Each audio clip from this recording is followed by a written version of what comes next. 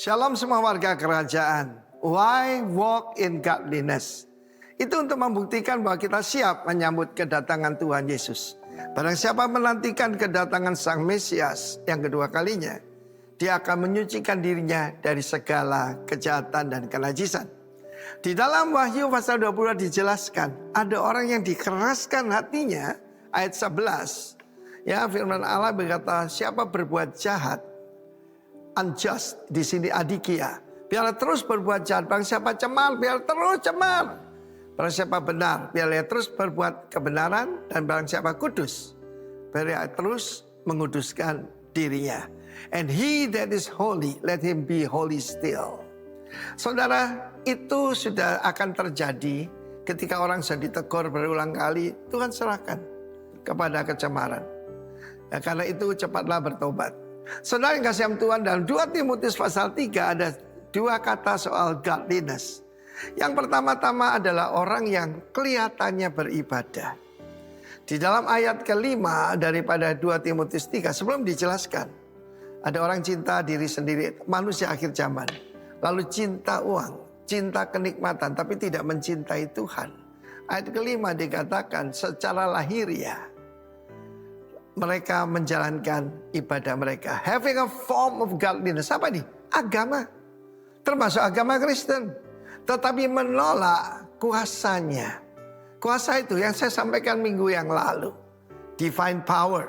Ya, like precious faith. Kita menerima janji-janji Tuhan yang luar biasa.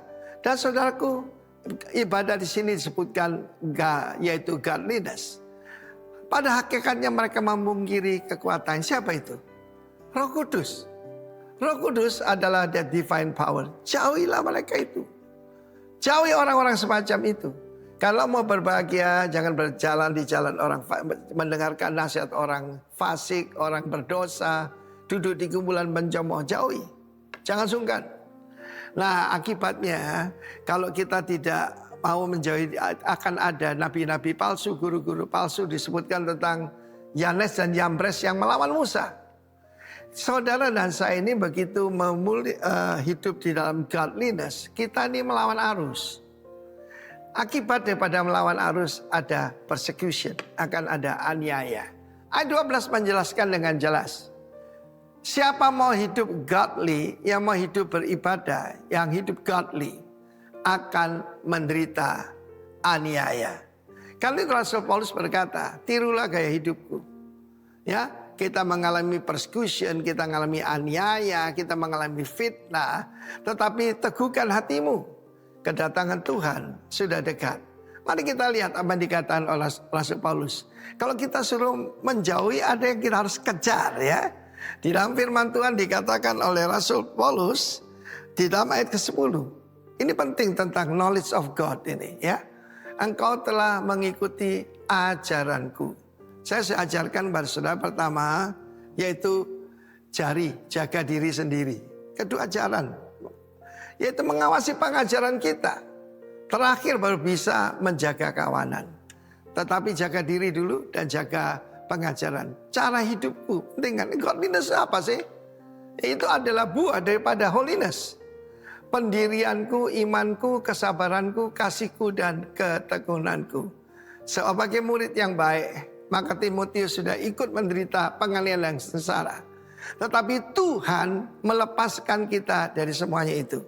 Di dalam hidup saya, begitu saya bertobat, aniaya demi aniaya datang. Sampai hal-hal yang cukup mengerikan, saudara ya. Ancaman yang sangat-sangat absurd, yang aneh-aneh saya alami. Tetapi saya belajar firman Tuhan. Kalau mau hidup beribadah, siap ada aniaya. Tapi Tuhan akan melepaskan kita dari semuanya. God bless you warga kerajaan. Be strong in the Lord. Amin. Shalom. Shalom, shalom. Salam sejahtera dalam kasih Tuhan Yesus Kristus.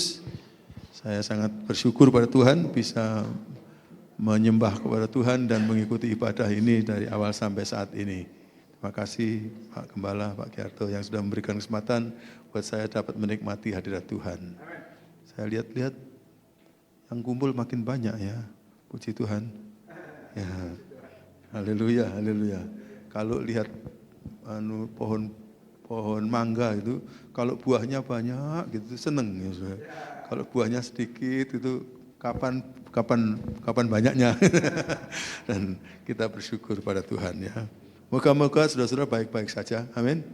Demikianlah kiranya kita. Nah, saudara-saudara, di dalam bulan Walking in Godliness katanya dalam tema tahun ini, tema bulan ini, maka saya ingin mengajak kita untuk merenungkan kebenaran yang sudah ditayangkan ini, yaitu doa yang berhasil besar. Nah, kenapa saya menganggap pagi ini penting untuk bicara doa? Sebab saya ini kok waktu pikir-pikir nggak ada orang Kristen atau orang yang percaya pada Tuhan Yesus yang nggak berdoa, betul ya? Jadi tanpa sadar itu sebenarnya ada sesuatu yang kita lakukan pada waktu kita percaya Tuhan, yaitu berdoa. Dan kadang-kadang kita ada saat-saat tertentu di mana seperti kita tidak bisa lakukan lain kecuali berdoa. Ada orang sakit parah, dokter mengatakan nggak ada harapan, lalu mau apa gitu? Ya udahlah mati-matilah gitu kan? Bukan tuh? Kita bisa doa gitu kan? Nah, tapi sayang ya kalau doa itu hanya dipakai untuk saat-saat kepepet gitu ya.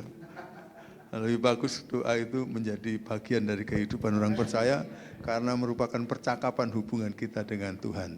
Tapi memang pagi hari ini saya ingin mengajak kita untuk merenungkan yang berhasil besar. Jadi ada doa-doa yang kayaknya hasilnya kecil, tapi ada doa-doa yang hasilnya besar. Itu yang kita akan renungkan.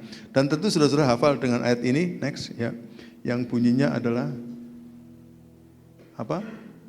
Ucapkan sama-sama, doa orang yang benar bila dengan yakin didoakan sangat besar kuasanya atau sangat besar khasiatnya. Ya. Nah sebenarnya doa yang berhasil besar itu dipengaruhi oleh apa saja. Pagi hari ini kita akan melihat hal itu. Yang pertama doa yang berhasil besar itu kalau saya lihat-lihat dari firman Tuhan itu yang penting adalah mengenai apa yang didoakan. Mari next ya. Doa yang berhasil besar itu berbicara mengenai apa yang didoakan, apanya itu yang didoakan itu. Nah, saudara-saudara, semua manusia pasti punya persoalan hidup. Dan persoalan hidup itu next biasanya dipengaruhi atau disebabkan oleh karena dua alternatif. Ya, alternatif pertama, ayo terus ya.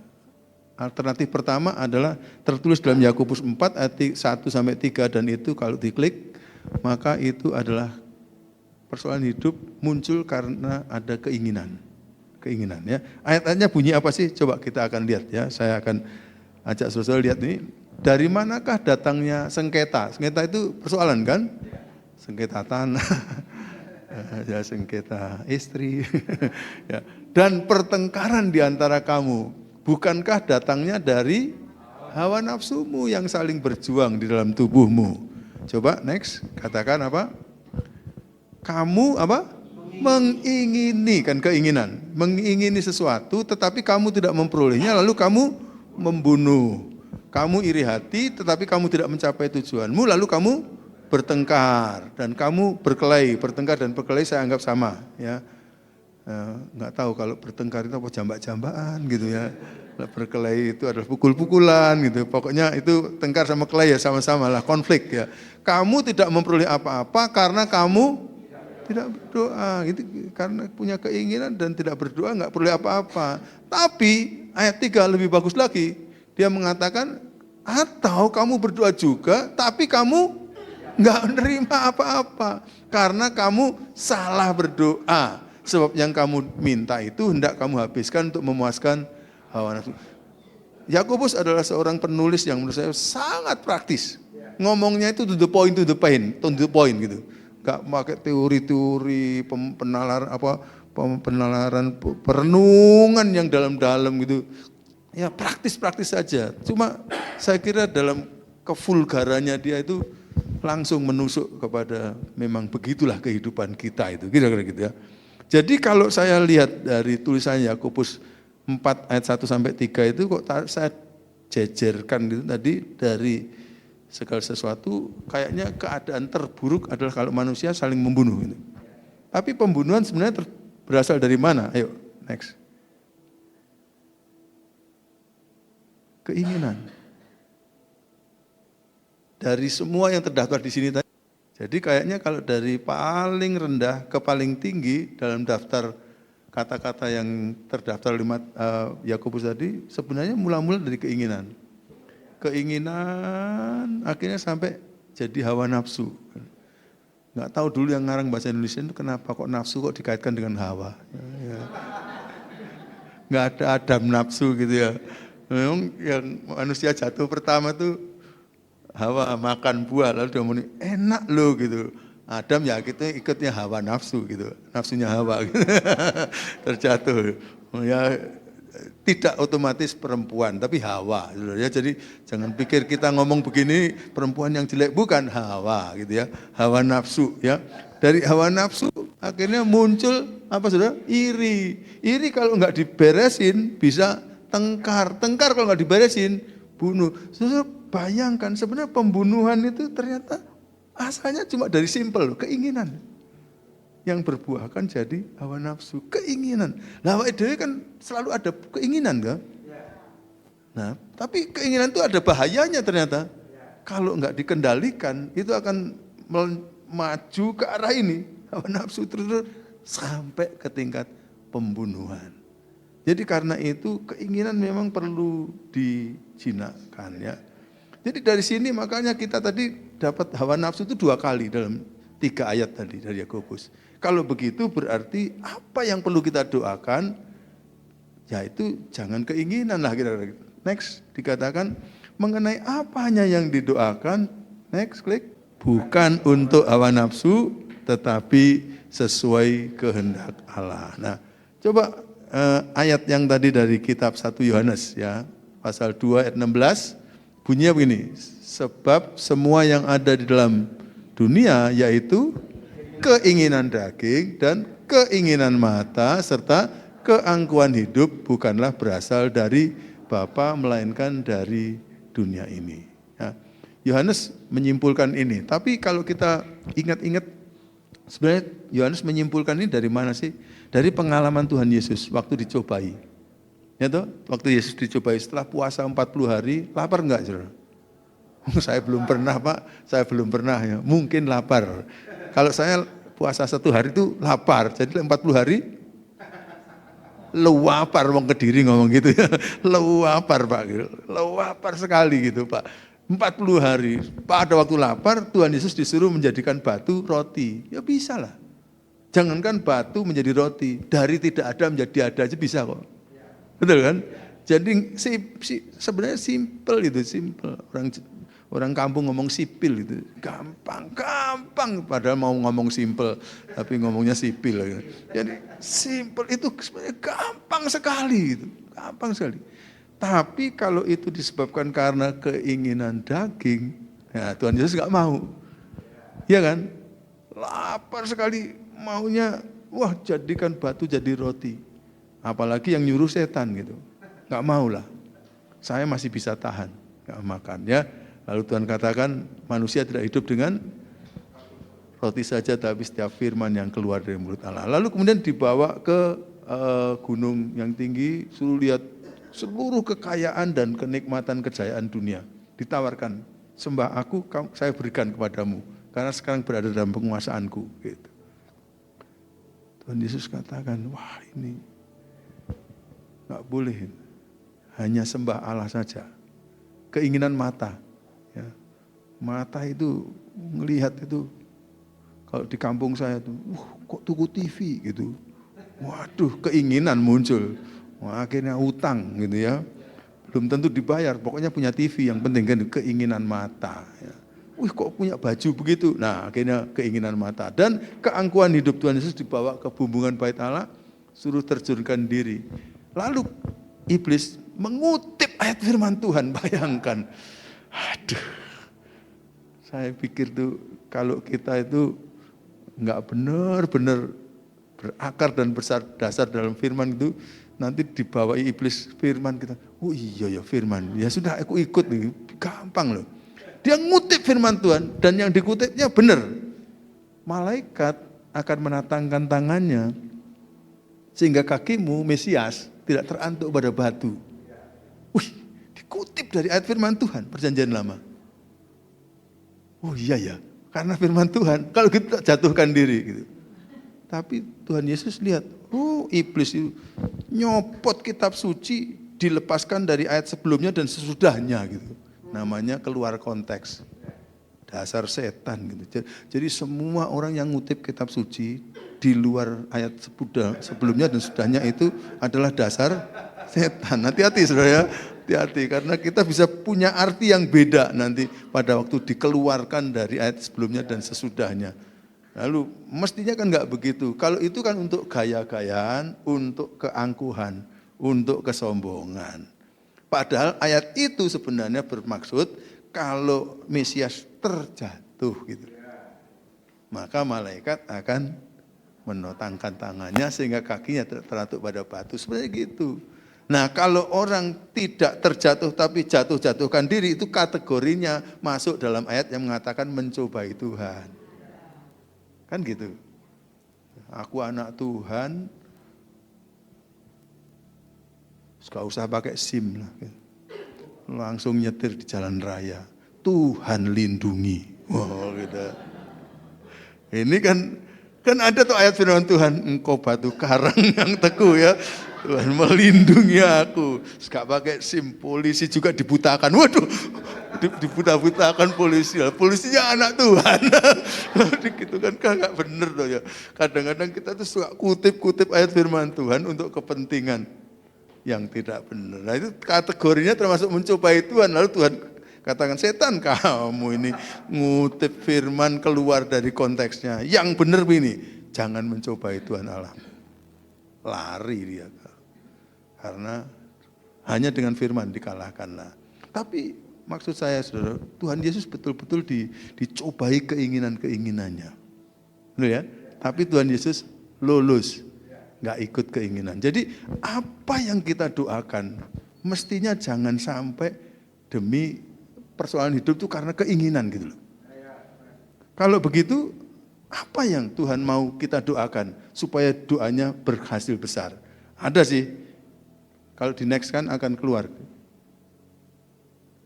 Kalau ada kebutuhan lalu kita doa, lalu Tuhan akan jamin.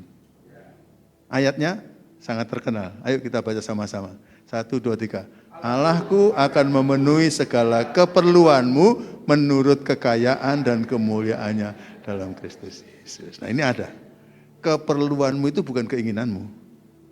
Keperluanmu itu kebutuhanmu. Kalau itu kebutuhan, Tuhan itu berjanji untuk memenuhi bukan hanya sebagian, tapi segala. Bahkan segalanya menurut kekayaan dan kemuliaannya. Apa Tuhan nggak kaya gitu? Tapi keperluan loh ya. Keperluan artinya sebenarnya jaminannya untuk keperluan kita pasti. Nah kalau kita doa, lalu apa yang kita doakan itu bukan untuk hawa nafsu, bukan keinginan, tapi kebutuhan, maka doa itu pasti terjawab gitu. Gitu loh. Jadi berarti kita tuh harus membedakan di antara kebutuhan dan keinginan. Dan waktu kita mau berdoa, pastikan yang kita doakan itu adalah kebutuhan dan bukan keinginan. Maka akhirnya kita akan dijawab gitu. Amin. Dijawab gitu. Nah, contohnya sekarang gini, Saudara. Karena itu Tuhan Yesus kan pernah mengatakan begini. Apabila ada 2 atau orang berkumpul dalam namaku, aku ada di situ gitu. Ya, tolong ya. Ada orang yang begitu semangat ngutip ayat ini dan mengatakan, apabila ada 1 atau 2 orang berkumpul dalam namaku, 1 orang berkumpul gimana caranya ya? Itu ayat firman Tuhan bukan 1, 2 gitu. Apabila ada 2 atau 3 baru bisa kumpul. Apabila ada 2 atau 3 orang berkumpul dalam namaku, di situ aku ada. Lalu ayat berikutnya mengatakan begini, ayat selanjutnya. Apabila 2 atau 3 orang bersepakat dalam namaku untuk berdoa, maka aku akan menjawab doanya. Alasannya kenapa kalau 2 atau 3? Karena doa dari 2 atau 3 orang sudah mengalami penyaringan sehingga doanya lebih objektif daripada subjektif. Kalau doa sendiri itu subjektif. Saya kasih contoh yang ekstrim saja. Kalau doa sendiri, aku lagi sangat tergoda. Aku sudah punya istri, sangat tergoda seorang perempuan yang cantik luar biasa. Bisa saja dalam doa sendiri, Tuhan tolong dong, carikan jalan. Supaya, ngerti saudara ya? Supaya saya bisa ketemu dengan dia, gitu kan?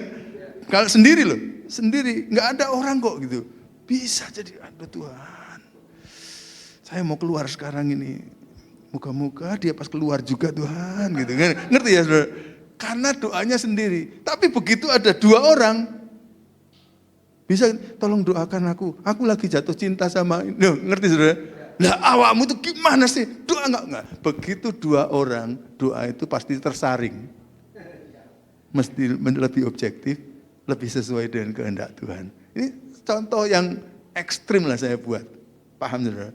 Jadi karena itu, maka kalau dua orang bersepakat, saya kira kalau yang satunya waras, kecuali yang satunya nggak waras juga ya saudara. Satunya nggak waras, ya tak doakan, Yus, tak puasai bahkan gitu ya. Nah itu pasti podo-podo nggak waras sih itu ya. Tapi lek waras bareng, nggak mungkin lah dia menyetujui, betul kan? Nggak. Oh, kok ini gendeng, wong Malang ya ngomongnya gitu. Gendeng, ojo gitu, doa yang benar. Nah pasti permohonannya adalah permohonan yang tersaring, bukan untuk keinginan, tapi untuk kebutuhan. Untuk keinginan, tapi kebutuhan.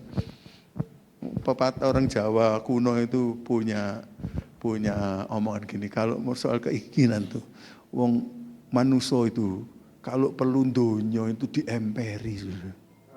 Kalau ngomong mengenai keinginan tuh nggak terbatas. Dunia itu lo jadikan halaman. Halamannya dunia, rumahnya di mana? Rumahnya lebih mewah lagi. Jadi seluruh dunia kurang untuk satu orang gitu. Itu kalau ngomong mengenai keinginan. Makanya keinginan itu nggak bisa dituruti. Keinginan itu nggak bagus untuk dituruti. Tapi ya keinginan-keinginan yang lumayan baik gitu, sekali-sekali dituruti nggak apa-apa gitu. Jadi karena waktu saya mau renungkan ini, lalu kemudian saya sharing dengan istri saya waktu kami baru nikah dulu. Ini harus kita anukan. Kalau kita kebetulan kok sudah fix mengenai hal ini, ayo kita konsentrasi kepada kebutuhan hidup. Kita doa untuk kebutuhan-kebutuhan hidup. Gitu. Tapi kalau keinginan, nggak usah lah. Apa? Capek-capek, belum tentu dijawab kok. Gitu. Kenapa capek? Lebih baik yang lebih pasti dijawab itu kebutuhan kehidupan. Lalu kemudian karena kami menikmati prinsip ini membedakan keinginan dan kebutuhan dan tidak terus-menerus berpikir mengenai keinginan tapi terus-menerus konsentrasi kepada kebutuhan, akhirnya kami ngajari anak-anak kami juga mengenai pembedaan kebutuhan dan keinginan. Sebenarnya kalau manusia itu membedakan keinginan dan kebutuhan aja dalam hidupnya dan konsentrasi kepada kebutuhan, manusia itu nggak terlalu repot sebenarnya. Nggak terlalu stres sebenarnya. Yang membuat banyak stres itu kan keinginan. Kok banyaknya manggut-manggut ya? Coba mikir gini sekarang. Kadang-kadang kita merasa, aku tuh kok nggak kaya-kaya gitu. Coba sekarang kita pikir sekarang. Manusia itu seandainya dihitung-hitung itu kira-kira berapa pasang baju yang dibutuhkan. Baju formal gini 3 cukup kan? Yang satu dipakai, yang satu sudah disetrika, yang satu mau dicuci gitu ya. 3 cukup. Ya supaya jangan terlalu ngoyo, lek pas hujan, supaya jangan sampai bajunya nggak siap, 4 lah ya. Saya kasih bonus 4, boleh kan? 4, jadi yang satu dipakai, maksud saudara pakai baju 2, enggak kan? 1 pasang. Lalu kemudian yang disimpan 2. Yang dibersihkan 1. Kalau orang rajin bersihkan terus tiap hari gitu. Nah, bersihkan 1. Jadi 4 cukup. Lalu baju istirahat, tidur. Piro? 10. Enggak toh? 2 pasang cukup lah ya. Yang satu dipakai, yang satu ya tak kasih bonus 3 pasang lah. Ya. Lalu kemudian apa yang lain-lain lah, daleman dan sebagainya gitu. Saya pikir-pikir seluruhnya itu kalau seandainya 15 pasang aja. Nah kalau berdasarkan kebutuhan ya, 15 pasang. Tapi coba ingat-ingat, hitungan saiki. Coba berapa pasang kira-kira baju kita yang ada di rumah? Gitu kok. Kadang-kadang sebagian dari kita masih, aku kok melarat-melarat, kok nggak sugih-sugih. Saudara itu sugih, saudara. Karena kebutuhan saudara sebenarnya tercukupi. Wes sugih. Tuhan Yesus itu mengatakan begini, lihatlah burung-burung di udara punya sarang. Lihatlah serigala punya liang. Apa itu maksudnya? Rumah. Tapi anak manusia tidak punya tempat untuk meletakkan kepala. Apa meletakkan kepala itu? Bantal. Lah Tuhan Yesus itu pada waktu di muka bumi jadi manusia itu bantal aja nggak gablek loh saudara. Padahal dia yang paling kaya raya yang memberikan janji ini. Menurut kekayaan, tapi waktu jadi manusia nggak punya bantal, ya bisa hidup itu 33 tahun. Karena dia sangat dihormati, dipinjami bantal terus kemana saja dia pergi. Kadang-kadang kehormatan itu menguntungkan. Tapi kalau nggak terhormat, ya nggak ada orang yang nawari gitu. Karena dihormati, Tuhan Yesus cukup, nggak punya bantal. Jadi semua kita di sini lebih kaya daripada Tuhan Yesus. Punya bantal kan? Wah, kita punya bantal. Dulu ada mahasiswa Sati yang begitu rupa bantalnya bagus dari Jakarta ini. Sampai pada waktu dia dipanggil Tuhan masuk ke Sati, bantalnya digowo. Kenapa? Karena mamanya bilang nggak iso tidur, dia nggak bawa bantalnya. Karena ambune wis pas. Dia rupanya pas sekali. Baunya itu waktu kena bau itu dia langsung plek gitu ya. Jadi sampai di bawah. Nah itu dia punya bantal, lebih kaya daripada Tuhan Yesus yang katanya mau dilayani. Jadi kita ini sebenarnya kalau konsentrasi pada kebutuhan hidup kita simpel. Simpel sekali.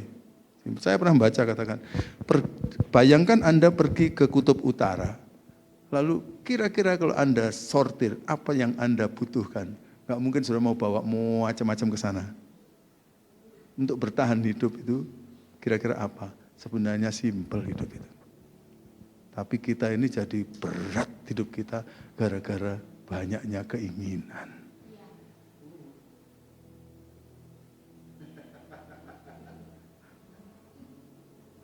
Ya lek salah koreksin aku. Tapi ini firman Tuhan, ya rasanya. Jadi konsentrasi kepada kebutuhan. Nah saya ngajari anak-anak, Anak kami waktu masih kecil dulu kami ajari karena ini saya kira menolong sekali. Begitu kita sadar bahwa Tuhan berjanji untuk memenuhi kebutuhan, lalu kita konsentrasi hidup kita kepada kebutuhan saja. Artinya apa? Saya ajari benar-benar. Apa sih artinya bedanya kebutuhan dan keinginan? Kebutuhan itu adalah sesuatu yang diperlukan dalam diri kita yang kalau tidak ada maka akan tubuh kita ini akan mengalami disfungsional namanya. Fungsinya tidak akan jalan dengan baik. Itu berarti ya kalau keinginan itu kalau kita tidak mendapatkan itu tubuh kita masih bisa berfungsi dengan baik. Itu berarti itu keinginan gitu. Lalu kemudian saya mulai ngajak mereka tadi soal baju kan. Lalu kemudian saya suruh, itu kan bajumu. Syukur ya, kamu pasti punya baju yang diberkati oleh Tuhan lebih. Syukuri gitu loh, syukuri. Karena kalau enggak konsentrasi kepada kebutuhan, syukur itu susah. Padahal kalau konsentrasi kepada kebutuhan, Tuhan sudah memberikan sebagiannya dari keinginan kita. Ya. Kadang-kadang baju kita masih banyak, pergi ke mall masih pengen beli baju lagi. Gitu. Sehingga orang tua dulu nyebut baju itu gombal gitu ya. Karena opo aja nanti tumpuk, akhirnya jadi gombal gitu. Lalu kemudian anak saya ajari makan. Makan 1 hari 3 kali. Kebutuhan atau keinginan? Kebutuhan Pak. Gitu. Betul ya? Kebutuhan 1 hari makan 3 kali. Makan enak. Untuk malu-malu nih. Ya kebutuhan, ya keinginan. Gitu. Iyalah boleh ya, makan enak. Tapi ngomong-ngomong kalau betul-betul diperiksa, makan enak itu keinginan, tapi makan sehat, kebutuhan. Syukur ya, Bu Esther tuh kuliahnya dulu food technology di IPB. Jadi dia ngerti makanan-makanan yang dibutuhkan tubuh itu apa. Ternyata dia mengatakan tidak harus mahal. Tidak harus yang orang bilang enak, tergantung enak dan tidak enak itu kan tergantung lidahnya masing-masing gitu. Kadang-kadang ada yang murah yang bagi seseorang enak, ada yang mahal bagi seseorang enak. Tapi yang penting yang kebutuhan aja, konsentrasi pada kebutuhan. Lalu Bu Esther mulai kita penuhi kebutuhan kita dengan jenis-jenis makanan ini karena dia sortir berdasarkan kesehatan makanan. Jadi bagus. Jadi ternyata makan enak itu tergolong keinginan. Lalu mulai saya ngomong ini sampai akhirnya kalau gitu coba kamu perhatikan es krim. Itu kebutuhan atau keinginan. Wis ya, setuju semua ya. Es krim itu keinginan. Artinya nggak makan es krim nggak mati. Gitu. Nah, nanti tiap kali ada pergi ke tempat es krim ngomongnya nggak makan es krim nggak mati. Jangan ya, jangan. Tadi saya ngomong keinginan itu yang baik sekali-sekali. Boleh, supaya kita dapat menggenapi firman Tuhan yang mengatakan kecaplah dan lihatlah betapa Tuhan itu baik. Nah kalau kita terus nggak mau ngicipi es krim sama sekali kan nggak pernah ngecap toh. Nah itu akhirnya. Tapi makan es krim terus dan keburu makan es krim terus itu bahaya. Lalu kemudian ke lingkungan kompleks sekolah Kitab Sati itu, saudara tahu di Karanglo itu kan besar sekali. Dari depan tuh suka datang penjual bakso gitu. Satu kali pas panas-panas tuh dong es krim datang. Anak saya pas di rumah lari dari belakang, Pak, tolong belikan es krim gitu. Oh iya ya Gus, belikan es krim. Anak saya yang kedua, bagus, waktu masih kecil. Belikan es krim lah Pak. Oh iya benar belikan. Kenapa sih Gus kok Papa harus belikan kamu es krim? Ya aku pengen loh Pak, aku pengen. Oh iya. Makin dekat, ayo Gus gini. Kenapa kamu mau dibelikan es krim? Ya aku pengen loh Pak. Mau dekat gini. Gus, saya depankan. Kenapa kamu mau dibelikan es krim Gus? Lah aku butuh loh Pak gitu. Karena saya suruh membedakan kebutuhan dan keinginan. Papa ngomong kalau kebutuhanmu, Papa akan berusaha kuat dan berdoa dan bekerja supaya kebutuhan terpenuhi. Tapi kalau keinginan nggak selalu, kadang-kadang. Lalu karena dia ngomong butuh loh Pak, saking pengennya ya. Kali ini pas yang Papa ngomongkan itu sekali-sekali ya, sekali-sekali saya. Tapi saya bersyukur pada Tuhan. Akhirnya mereka bisa membuat pembedaan yang bagus dalam hidup dan tidak perlu, mohon maaf, untuk keperluan hidup, nggak perlu utang. Untuk keperluan hidup. Ya kalau untuk mau seandainya dagang atau apa ya mungkin harus dihitung dengan baik modal. Tapi untuk keperluan hidup nggak pernah perlu utang. Karena keinginannya tidak terlalu dilepaskan. Tapi yang penting kebutuhannya tercapai. Betul ya? Amin ya. Ya, ayat-ayat firman Tuhan yang diberikan oleh Yakobus yang sangat praktis ini, apa itu? Next, kelihatan.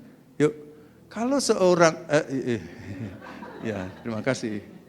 Ya, kalau ada seorang di antara kamu yang menderita, lepas dari penderitaan itu kebutuhan bukan keinginan, toh. Baiklah ia berdoa. Kalau ada seorang yang bergembira, baiklah ia menyanyi ini karena ada kata penderitaan dilawankan saja. Tapi berikutnya dikatakan apa? Kalau ada seorang di antara kamu yang sakit, kesembuhan dan kesehatan itu kebutuhan.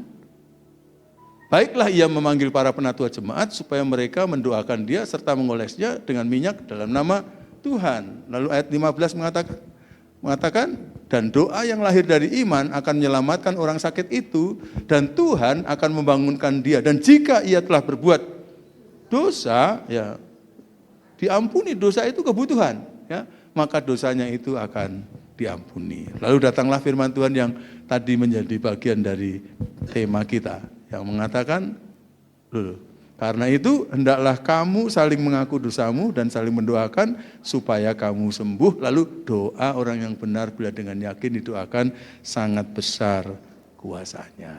Ya, jadi muncul kata-kata itu.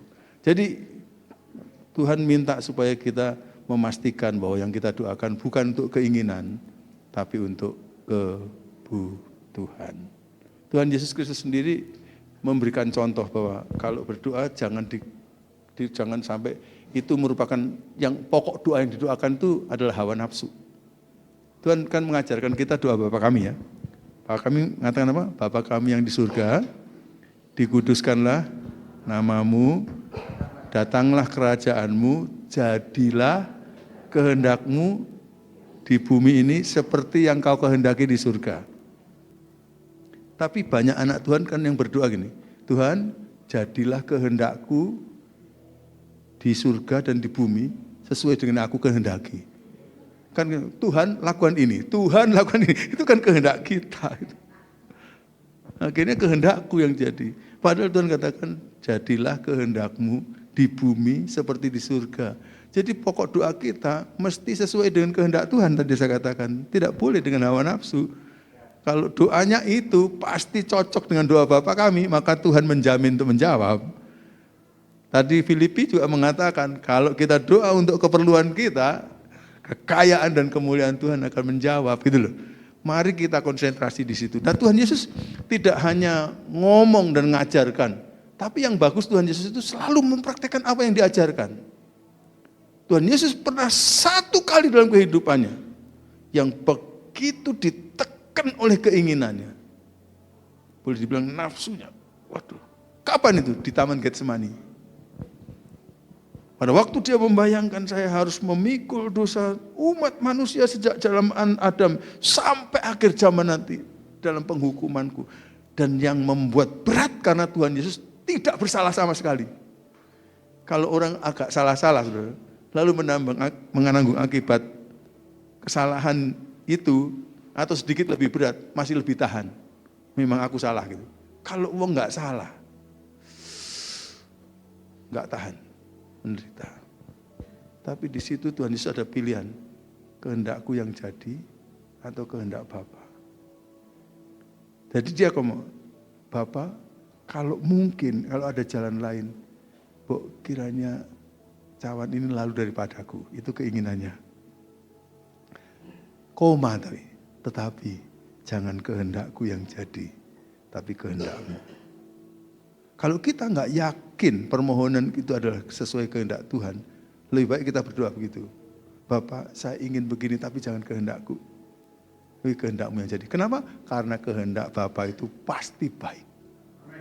Kehendak kita itu belum tentu baik.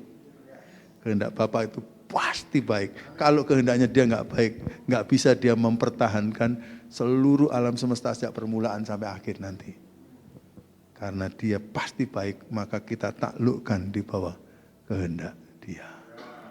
Moga-moga mulai hari ini kita tiap kali mau berdoa selalu berpikir, ini doa untuk keinginan atau kebutuhannya. Apakah doa ini adalah doa yang saya doakan adalah sesuai dengan kehendak Tuhan atau cuma kehendakku tok ya? Kalau kita mulai sisir begitu saudara, nanti saudara akhirnya konsentrasi doa untuk kebutuhan dan lama-lama saudara akan mengucap syukur, doaku sekarang kok selalu terjawab gitu. Ngerti? Saudara menjadi puas dalam hidup karena doa-doa menjadi terjawab. Ya tak tawari itu sekarang. Saya jual 2 barang. Barang pertama adalah doa yang selalu terjawab. Barang kedua, doa yang belum tentu dijawab. Mau pilih yang mana? Beli yang mana, saudara? Beli yang ini kan. Kalau mau beli yang ini, syarat nomor 1, apanya yang didoakan harus sesuai dengan kehendak Allah. Saya bertanya, saudara, keselamatan jiwa secara kekal itu kira-kira kehendak Allah atau bukan? Keselamatan jiwa secara kekal itu kira-kira kehendak Allah atau bukan? Kehendak Allah. Karena itu Tuhan Yesus itu tiap kali berdoa syafaat untuk keselamatan orang tidak perlu mengatakan Bapa jika ini kehendakmu, enggak pernah. Selalu langsung didoakan. Karena itu kehendak Bapa. Menariknya saudara, saya suka cerita kepada saudara kan, saya berasal dari keluarga besar 9 bersaudara. Saya anak ke-8, sebenarnya 10 tapi abang nomor 3 meninggal waktu bayi. Tapi kami dulu semua bukan anak Tuhan, bukan Kristen. Tapi oleh kemurahan Tuhan, Tuhan selamatkan keluarga saya. Dan yang pertama diselamatkan keponakan saya, umur 8 tahun. Lalu dia dengan dipakai Tuhan, bersama dengan pembantu di rumah kami, dipakai Tuhan untuk menyelamatkan keponakan-keponakan saya. Selama 2 tahun, selamatkan semua. Lalu setelah itu, baru Tuhan memakai mereka dan jemaat di kampung kami, yang pembantu itu sudah keluar dari rumah, tapi mereka keponakan dan jemaat di kampung kami menjadi kesaksian yang bagus, sehingga singkat cerita kami tiap kali ada persoalan yang sangat kritis, Tuhan jawab karena kesaksian mereka dan doa mereka. Lalu satu demi satu kami selamatkan. Pertama itu 3 tahun pertama, lalu setelah itu 2 tahun kemudian, lalu setelah 4 tahun kemudian. Jadi panjang sekali. Nah, untuk kami bersaudara 9 itu dengan ayah ibu, bahkan waktu ayah bertobat itu orang-orang kampung juga bertobat karena dia orang punya pengaruh gitu. Lalu akhirnya, nah itu total waktunya itu diperlukan waktu 35 tahun. Jadi berarti kalau dengan keponakan saya, seluruh keluarga saya akhirnya diselamatkan semua sih. Selama 37 tahun. Tapi waktu kami jadi anak Tuhan, lalu kemudian kami ada reuni. Kemarin Desember ini kami juga pernah reuni ini. Ternyata waktu Desember kemarin tuh kita jumlahkan yang masih hidup tuh 130 sekian gitu dari keturunan ayah ibu saya. Tentu sampai cucu cicit ya. Terus kemudian yang meninggal kira-kira 20 sekian. Tapi semuanya sudah jadi anak-anak Tuhan ya. Kami bersyukur pada Tuhan. Nah, yang hadir kemarin 70 sekian gitu dalam. Kami suka ada retreat sekali-sekali. Waktu retreat pertama dulu, kami semua sudah jadi anak Tuhan. Terus cerita gitu. Waktu cerita itu ternyata ketahuan. Ternyata waktu satu dipertobatkan ponakan saya itu. Ponakan saya itu tiap malam berdoa untuk sisanya kami. Lalu akhirnya satu lagi ponakan saya diselamatkan. Jadi dua tiap malam berdoa. Terus itu terus diikuti, ternyata semua yang lain begitu. Jadi bayangkan ponakan saya yang golongan pertama diselamatkan tuh. Atau keponakan saya semua itu yang diselamatkan. Berdoa untuk sisanya sampai kakak saya nomor 3 diselamatkan tuh. Berdoa selama 35 tahun loh. Tapi Tuhan jawab, karena itu kebutuhan. Bukan hanya sekedar keinginan, walaupun juga ada keinginan yang sangat besar, tapi kami tahu ini kebutuhan. Ya, jadi ini menjadi kesaksian yang saya saksikan di dalam, di luar negeri, mana-mana dan orang terdorong untuk berdoa untuk kebutuhan. Kebutuhan keselamatan jiwa. Kebutuhan kesembuhan. Kecukupan. Ya, kecukupan. Hati-hati. Ya. Jadi apa yang didoakan itu mesti yang sesuai dengan kehendak Tuhan. Yang merupakan kebutuhan, jangan keinginan. Kalau enggak mau, capek berdoa. Kalau mau ya terserah. Kalau saya enggak mau. Lebih baik berusaha untuk mensortir supaya pokok-pokok yang didoakan adalah yang sesuai kehendak Tuhan, yang merupakan kebutuhan kita. Tapi ayat firman ini yang menjadi kunci itu next. Mengadakan doa yang, ya, boleh dibalikan? Oke. Doa orang yang benar bila dengan yakin didoakan sangat besar kuasanya. Saya garis bawahi orang yang benar. Ini soal yang kedua. Kalau mau menjadi doa kita berhasil besar. Soal yang kedua yang kita perhatikan adalah doa orang yang benar. Menarik ya, Yakobus ini saya cek dalam bahasa Inggris, bahasa asli juga begitu. Bukan begini. Doa yang benar dari seseorang, bukan. Kalau doa yang benar dari seseorang itu berarti berbicara mengenai metodenya.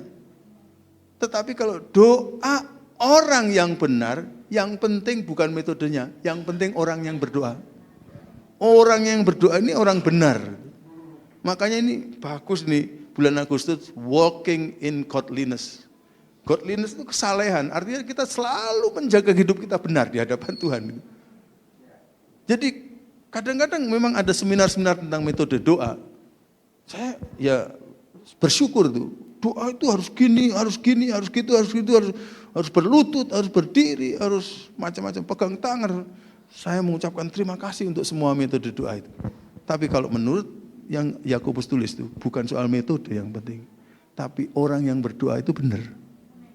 Kalau dia menjaga hidupnya benar, metodenya nggak peduli. Itu khasiatnya besar. Jadi makanya saya rumuskan yang kedua, doa yang berhasil besar bukan soal metodenya, tapi siapa yang berdoa. Yang berdoa itu orang yang benar. Kalau saya membaca buku orang-orang yang disebut raksasa rohani itu, doanya mereka sering dijawab dengan doa-doa yang ajaib-ajaib. Itu syarat pertama pendoanya itu orang yang menjaga hidupnya benar. Kita nggak bisa menjadikan hidup kita benar. Tapi pertama-tama Tuhan Yesus yang membenarkan kita karena Dia telah melakukan kebenaran lalu diberlakukan bagi kita. kita dibenarkan. Waktu kita berdosa mengaku dia, lalu kita dibenarkan. Tapi sesudah itu kita harus kerja sama dengan Tuhan supaya hidup kita terus berada dalam kebenaran. Walking in godliness terus. Nah, kalau kita menjaga hidup kita benar, dan biasanya kalau orang itu benar, maka cenderung yang didoakan, apa yang didoakan juga cenderung benar. Tapi belum tentu juga, jadi pastikan apa yang didoakan benar. Kalau orang yang berdoa benar, yang didoakan benar, halah, sudah itu 100%, sorry. 100%. Tuhan pasti jawab. Tuhan pasti jawab. Doa orang yang benar. Ya, doanya, pokok doanya benar. 100%. Gitu. Tapi tadi teks firman Tuhan mengatakan doa orang yang benar, next. Bila dengan yakin didoakan. King James pakai kata fervent. Fervent itu berarti begitu tekun sampai tembus gitu. Fervent prayer gitu. Sangat besar kuasanya. Harus dengan yakin didoakan. Nah, untuk mengilustrasikan keyakinan ini, sebenarnya kadang-kadang kita pikir, wah pasti hanya orang-orang hebat lah Pak yang bisa doa dengan penuh keyakinan seperti itu. Enggak, penulis kitab Yakobus meneruskan dengan mengatakan, Elia adalah manusia biasa. Makanannya ya sama dengan saudara dan saya. Elia bukan nabi yang tidak punya ketakutan. Dia takut setengah mati ketika Ratu Yezebel mau membunuh dia. Dia itu manusia biasa. Tolong ditekankan ini, manusia biasa. Tetapi si manusia biasa itu sama seperti kita, dan ia telah bersungguh-sungguh berdoa supaya hujan jangan turun, dan hujan pun tidak turun di bumi selama 3 tahun dan 6 bulan. Next, dikatakan apa? Lalu ia berdoa pula dan langit menurunkan hujan dan bumi pun mengeluarkan buahnya. Si manusia biasa itu waktu dia hidupnya benar, lalu dia sungguh-sungguh berdoa dengan penuh keyakinan, serius betul, diyakini betul yang didoakan, akhirnya jadi. Tuhan sampai membuat doa yang sangat luar biasa itu dijawab. Makanya saya tulis yang terakhir, katanya gini, doa yang berhasil besar harus didoakan dengan penuh keyakinan. Dahsyatnya keyakinan atau iman itu saudara, itu seperti dahsyatnya sebesar biji sawi. Biji sawi itu kecil sekali. Biji sawi kalau saya taruh di, bukan sawi kita dia, tapi sesawi pohon yang ada di tanah Palestina sana. Kalau saya taruh di tanah ini, saya gini kan, dia jatuh. Tapi kalau dia jatuh ke tanah, set, dia akan jadi seperti buah apa itu ya, yang akhirnya punya batang, punya carang, punya ranting, punya daun-daun yang besar, dan burung-burung bisa bersarang di atasnya. Yang sungguh-sungguh didoakan itu punya kehidupan yang lama-lama nanti membelah tembok gitu, karena dia dengan kekuatannya itu luar biasa, penuh dengan keyakinan. Jadi akhirnya kita dapat jawab dengan sangat simpel. Ternyata doa yang berhasil besar, nomor 1, orang yang berdoa harus menjaga hidupnya benar. Yang dimintakan adalah yang kebutuhan sesuai dengan kehendak Tuhan, lalu mendoakannya dengan yakin, maka itu akan tembus dengan luar biasa. Nutup saya kasih cerita. Saya punya teman, seorang pendeta, suami istri pendeta. Kebetulan dua-duanya lulus dari Sati, dan jauh sebelum saya. Yang istrinya ini sebenarnya semula berasal dari keluarga yang berlatar belakang bukan anak Tuhan. Tapi dia jadi anak Tuhan, lalu kemudian terpanggil sekolah di Sati, ketemu mereka, lalu menikah. Lalu kemudian mereka diserai tugas menggembalakan satu gereja, lalu kemudian mempunyai anak, anaknya 2. Gitu. Tapi karena suami istri ini saleh lah, godliness itu, maka dia juga mau anak-anaknya itu tumbuh dalam iman yang baik kepada Tuhan. Mulai dari masih bayi terus dibesarkan di sekolah minggu tadi gitu, diajar betul cerita-cerita Alkitab itu. Sehingga anak ini waktu itu kira-kira umur 8-6 tahun tuh, mereka itu, waduh, cerita-cerita Alkitab itu sudah menjadi bagian dari hidupnya. Luar biasa. Nah, tapi engkongnya anak-anak ini ya di kota lain ya, emaknya dan semua itu saudara-saudara mamahnya itu masih kebanyakan belum percaya Tuhan. Belum jadi anak Tuhan, belum jadi Kristen. Mereka berusaha hidup supaya jadi kesaksian, tapi kayaknya mereka sudah terlalu keras kepercayaannya. Kayak nggak mungkin ditembus, apalagi engkongnya itu, sangat kuat dalam kepercayaan lamanya. Terus tahu-tahu dapat berita satu kali bahwa engkongnya itu sakit, lalu dibawa ke rumah sakit. Waktu didiagnosa dokter, waduh parah rupanya. Lalu dokter mengatakan, sudah seneng-senengkan saja. Paling nanti cuma tinggal bertahan 5 harian gitu. Setelah itu dia akan meninggal. Berita sampai kepada keluarga ini yang di luar kota, di kota lain. Lalu akhirnya mereka besoknya, udah kita kunjungi engkong. Mereka pergi ke rumah sakit itu, lalu kemudian ada saudara-saudara yang lain datang. Tapi mereka ini mendoakan berempat. Mendoakan dengan sungguh-sungguh, dengan serius, dengan diimani. Tapi sekalipun begitu, ketika teman saya itu, suami istri itu sudah selesai berdoa, 2 anaknya belum selesai berdoa. Masih umur 8 sama 6 atau 10, 8, pokoknya masih kecil-kecil. Mereka berdoa sungguh-sungguh serius, bukan saja keluar air mata, sampai ingus juga keluar, tapi bahkan sampai keringat keluar. Saking Tuhan tolong Kong, Tuhan sembuhkan Kong, Tuhan Kau bisa sembuhkan orang-orang yang sakit itu, buta, lumpuh, orang yang sudah sakit puluhan tahun Kau sudah sembuhkan, Tuhan bahkan orang mati Kau bangkitkan, Tuhan sembuhkan Kong, terus doa gitu, sampai berkeringat saking sungguh-sungguhnya. Orang di situ semua diam karena anak kecil berdoa. Kalau sudah lama mereka selesai. Ngobrol-ngobrol sebentar, lalu kemudian sorenya mereka pada pulang.